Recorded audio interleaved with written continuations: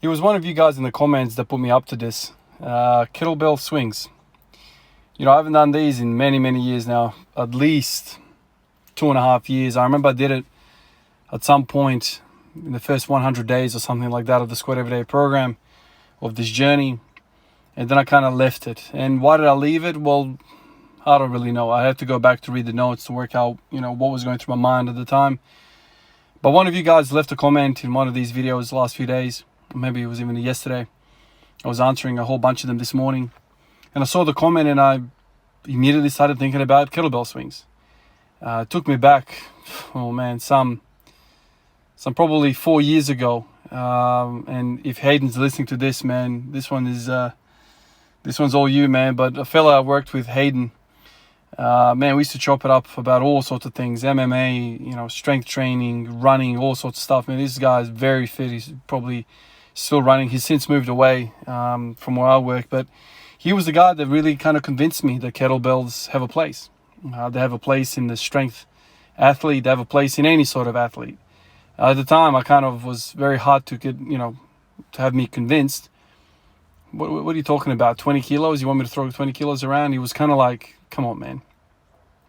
But eventually, after, you know, several months of listening to him talk about it and his translation into the deadlift. I remember when he first said to me that he hasn't deadlifted in a number of years, and he was big into kettlebells. Lots of kettlebells, lots of hiking, lots of running, all that kind of stuff.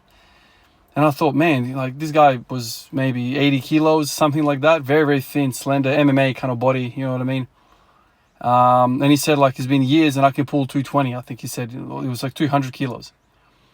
And I thought, Jesus, man, like what's maintaining your strength? And, you know, this is the moment that I kind of thought to myself, must be the kettlebells. He's not doing anything else in his routine that is maintaining that strength. Back in the day, before the MMA days for him, he did normal weights, you know, but, you know, he didn't spend many years on it. But kettlebells was kind of his thing.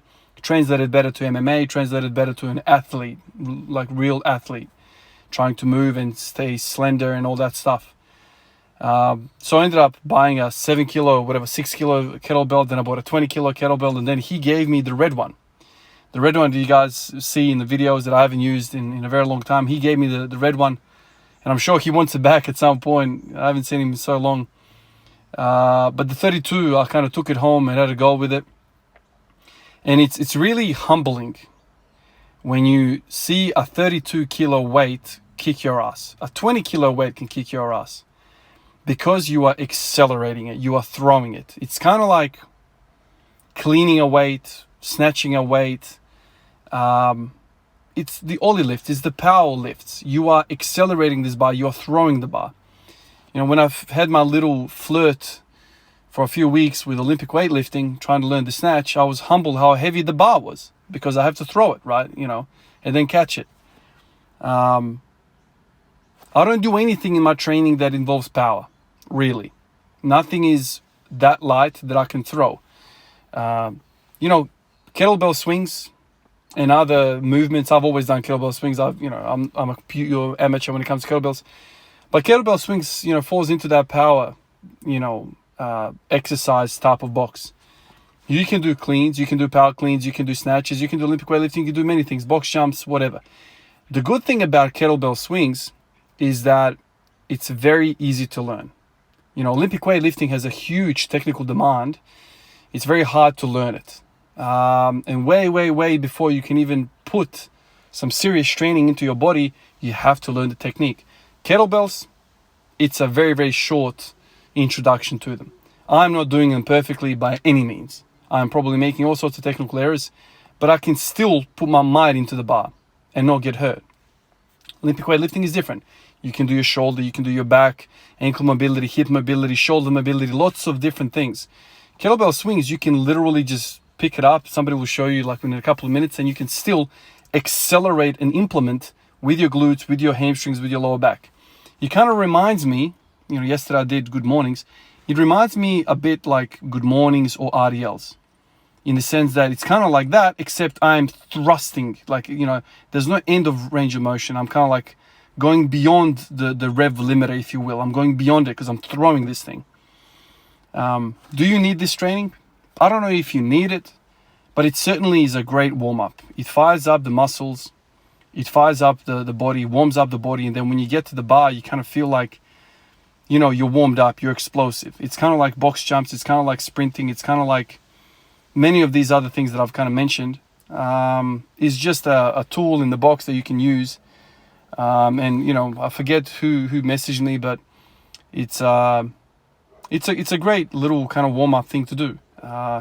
In the last few days, I've been thinking about doing good mornings a bit more frequently now. You guys know my style. I want to really increase frequency, reduce the volume, so I'm not sore for fucking, you know, days on end.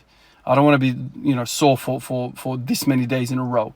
I'd rather have smaller bite-sized pieces more frequently. That's kind of more doable, more conducive to how I want to train.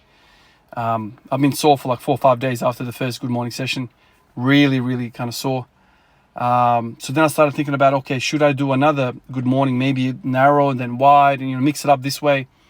Maybe just a bar for like a set of 30 or something like that. And then I saw the comment about the kettlebell swings, and I thought, Jesus, man, this would be a great addition. Still kind of hip hinging, still working on those hamstrings, glutes, you know, lower back, posterior chain, still kind of same core activation, all of that stuff, still the same.